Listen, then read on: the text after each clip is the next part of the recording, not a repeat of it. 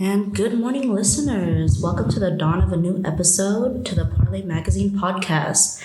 This is going to be a pretty casual interview today. My name is Dean Balila, pronouns she, her. I'm part of the Parlay Magazine's third editorial staff, and I specialize in the visual media department. I've been at FLC's Parlay Magazine for 2 years now, and I'm excited to be doing this. The goal of this is to essentially make art more accessible and to create a conversation between the artist, the community, and the publisher. Hopefully we can provide some insight on their pieces. We want to bridge the gap of just talking through emails and get familiar with our amazing submitters. Today, I'd like to welcome one of our esteemed artists. Would you like to introduce yourself? My name is Keifer Sommerfield, and I painted the piece titled Deicide of Depression. I submitted it like a few weeks ago. I was just kind of interested in sharing my work, so I just kind of went for it and submitted it to the magazine. Fantastic. And how would I join Dean today for this episode? My name is Rist. I'm a part of the poetry side of the Parlay, so I don't have much experience in photo or any visual art interpretation, but I'm very interested in your piece, and so I'm going to be joining. Thank you. Now, without further ado, let's talk about the Deicide of Depression. Now, as soon as we saw your piece, we knew we wanted it in the magazine. Oh, thank you. It was just so beautifully painted. It was painted, right? Yes, it was painted. It's acrylic on canvas. Now, how did you feel about, because we know that there's a mixed media part of it with the physical mirror. How did you decide you wanted it? The mirror, I decided that it had to be there because I feel like the painting was about retaking control in a sense, and I felt like I had to retake control of myself, and so the mirror was basically saying like, you are really the one that's in control at the end of the day. There can be people who help you, you take advantage of your resources, your supports, your surroundings, but ultimately you have to make those decisions. Yeah. Do you want to explain any context or preface any of your piece that we accepted? I guess the context was, again, it was retaking control, and I think what it was I remember a moment specifically where I was literally in the McDonald's parking lot. I was recently I had not someone close to me, but there was someone who had committed suicide in my close to my family, and it had been it was recent, and I had also heard of the suicide of 2 other men who had taken their lives, and so it was in that moment that it was about me, because obviously having gone through depression with suicidal ideation, it was it's hard to look outside of that, but in a sense I had seen depression take the lives of 3 people who were, they were individuals who were important to their families, and the painting itself was I'm sorry, I'm kind of tripping up, but it was basically saying that depression was a force to reckon with, and it was I was trying to acknowledge that these other people's stories happened as a result of depression, and that I too have dealt with depression, and so I wanted to. I'm sorry, I'm totally tripping up, but it's because as I depicted in the painting, depression was this giant entity that was not just an individual illness, but it could destroy the galaxy, was kind of how the painting was. Yes, the painting was depicted, and so that was what I was trying to emphasize, was that depression is something that it destroys lives, and that destruction reverberates through everyone around those people. And simultaneously, I was trying to kind of say that I didn't want to be those people, I guess, in the sense that in an empathetic way, not judging them, but more I don't want to make space for this anymore. I don't want my life to play out in the same way, I guess. And also recognizing that, I think I can explain it more with more questions, I guess. Gotcha. Now, was this piece difficult to create emotionally and physically? Because it does look like it was on a big canvas, Yes, it was. So yes, I didn't mention that in the parking lot. I was reflecting on it, and I was just crying, and I was like, I guess in a way I was just kind of like, I hate depression right now. I just hate it. Like, I just don't understand why it is taking such a large space, not only in my life, but in all these other people's lives who are also connected to my life. And so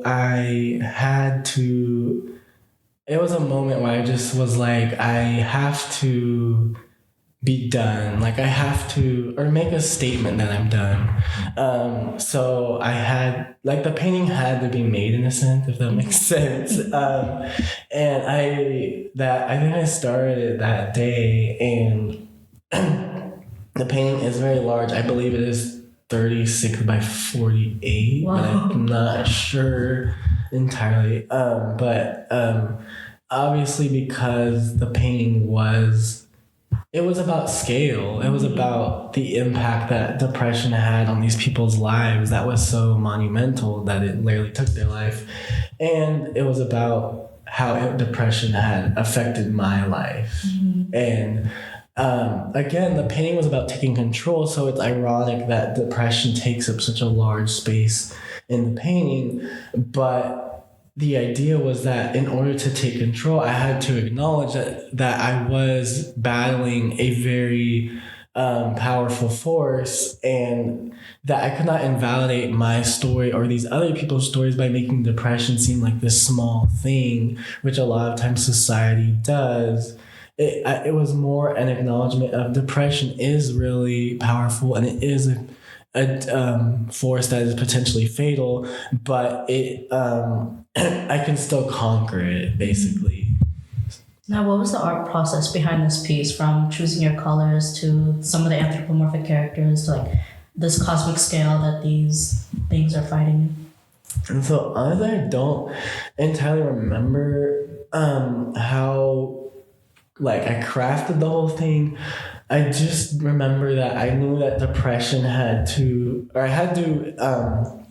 illustrate it as like a character, a monster in a sense, a day because it's called the Deicide of depression. And I had to kind of brainstorm like what would depression really look like if it was a monster.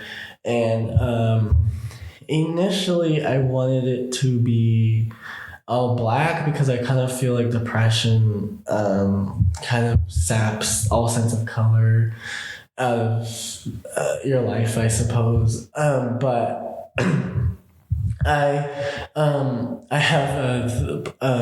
like to paint demons, and I felt that I couldn't really get rid of the red skin that I normally paint my demons with.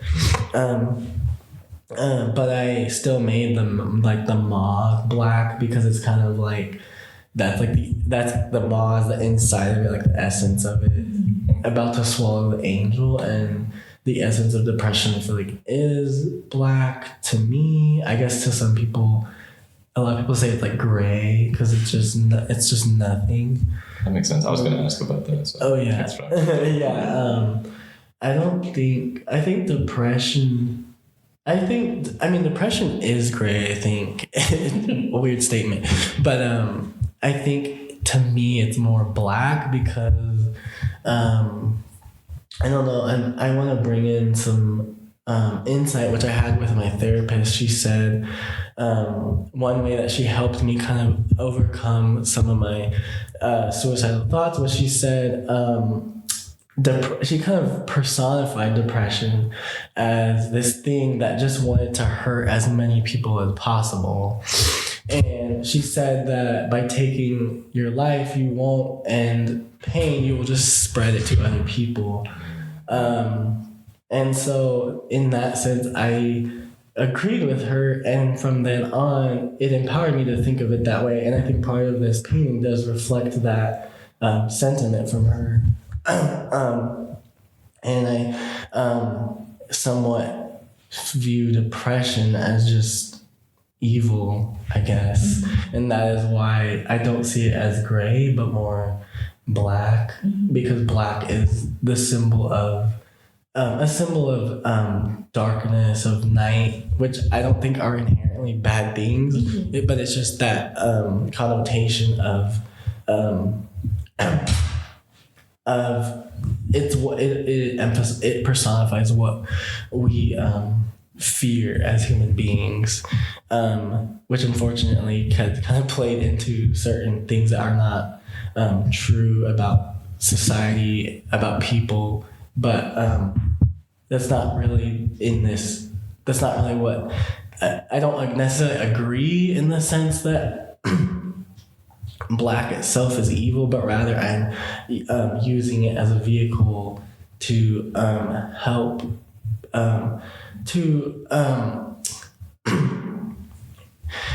to using it as an expedient to help people understand how I see depression. Yeah. Can I ask, just as like a artistic amateur, like more about like some of the like specific pieces, like the chains or like the smaller mouths towards the bottom, or like I'm really interested in the piece that's like above the demon's head. That's like oh yeah.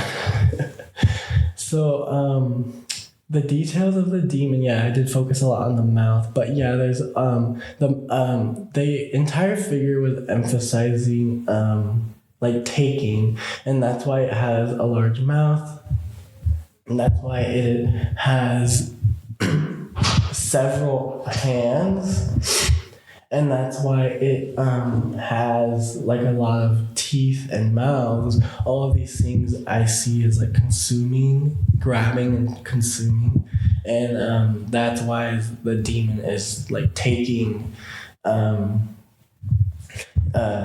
I mean, I just see depression as just it serves no purpose except to take things.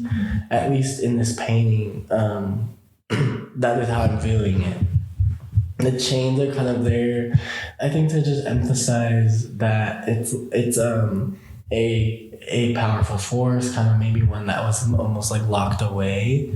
It also kind of emphasizes that depression kind of shackles you and weighs you down.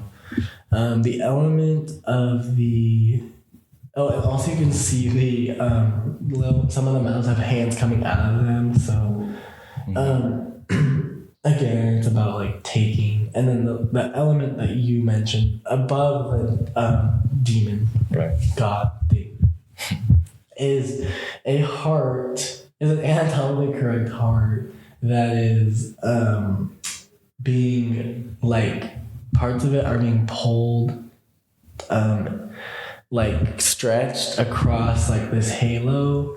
I don't know. I think I was trying to emphasize that because I use the heart as a symbol of like emotion, so it's kind of representing like the agony of depression, of the emotions. And I think there's like 4 little eyeballs. This is pretty small. There's an eyeball in each of them. Oh wow. With like a little it was just a detail that I added. That's incredible. So it's like the ring around, like in connection to the angel, like I think I added the halo because just because that's not really like it's like an influence of like kind of like old religious paintings, like they always have like a halo. Since I work a lot with angels and demons, I guess it's kind of hard to like escape that. I like having halos because it adds like a cool touch to it again.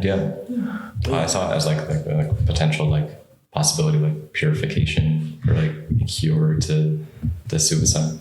Yes. Depression. Well, definitely the angel itself Yeah. is just emanating purification because she herself is like a force of light. Like there's not really like an actual like there's no skin tone or anything. It's just it's light, and I think part of that is kind of taking away like my identity and just anyone's identity from the painting to just say like anyone can be affected by depression, and the mirror, but then the mirror is a reminder to me that I have the power over it. That being said, I think the mirror is more power. The mirror had to happen because I wanted the painting to resonate with anyone, and so the mirror is a way of reminding me, but also anyone else. If I could have done like a self-portrait or something, but that wouldn't have the same effect. No, yeah, I love the mirror. I think that's perfect. Thank you. Yeah. I guess. Did you have any more questions, Dean? I had a few. How long did this piece specifically take you to make? That's a good question. I don't totally know. I'm guessing it probably took a month of like just spread out time. How does like the you said it was acrylic, and I don't really know how it works. Like, what does that mean? Acrylic. I like acrylic just because I love how expressive painting is. Oil for me is cool too, but it's like way too messy, and I live in an apartment. So I have my own little studio set up. There's like plastic on the floor, and then there's an easel, and just all my little paints. Acrylic, it's really just about like applying colors. I start with like an underpainting kind of, which is just like a general understanding of how the painting's gonna look, and then like always more muted, more cool colors towards the beginning versus the end when I start adding brighter colors, warmer colors. So yeah, I'm just not realizing that. Like, I'm just not seeing the like lighter. Like lighter blue behind the like black sky. Oh yeah, that was kind of just like I started with like this abstract kind of trying to show like a kind of galaxy kind of feeling. Nice. So I was kind of just adding like some little lighter areas like a galaxy would be. I wouldn't say in this painting that it's very like well done, honestly, but I think it does look better to have that color there than not. Yeah, I mean, I like it a lot. I would disagree. I think it's very well Oh, done. thank you. I think because, I mean, the painting does have some abstract elements to it, so, like, it's not a big deal in a sense. Like, for instance, you wouldn't have clouds in the galaxy necessarily. But, Yeah, I think it contributes to the atmosphere though. Did you have anything you wanted to finish like with? a few more questions. oh yeah, go on. Was there like a reason you submitted this piece instead of like some of your other pieces? I would say I submitted this piece because it was a later piece, so I felt like it reflected more skill, but also the theme Reimagine Resist. I was like, I was like, oh, that's like so perfect for the painting. I didn't want to just submit any artwork. I kind of wanted to choose one that reflected the theme since there was a theme. And yeah, I just think that's exactly what this painting was. It was me, as I said, I was in a McDonald's parking lot. I was just reflecting on like, wow, depression has really like taken a toll on me, and I mean the lives of other people. And again, the painting was an attempt to reimagine that that, because I feel like society sees depression as not really a big issue. I mean, at least it's changing a bit, and in certain circumstances, it is taken seriously. But I just think the general stigma is like there's bigger problems in the world. And so the painting is reimagining depression as not that. It's not something that just affects an individual that's just being dramatic and doesn't have problems. I think, and it's reimagining depression as like this cosmic threat to the galaxy that could really destroy everything. And at the same time, it's reimagining that I have control. I have control over this, even though it has taken up so much space in my life. I don't have to let it do that.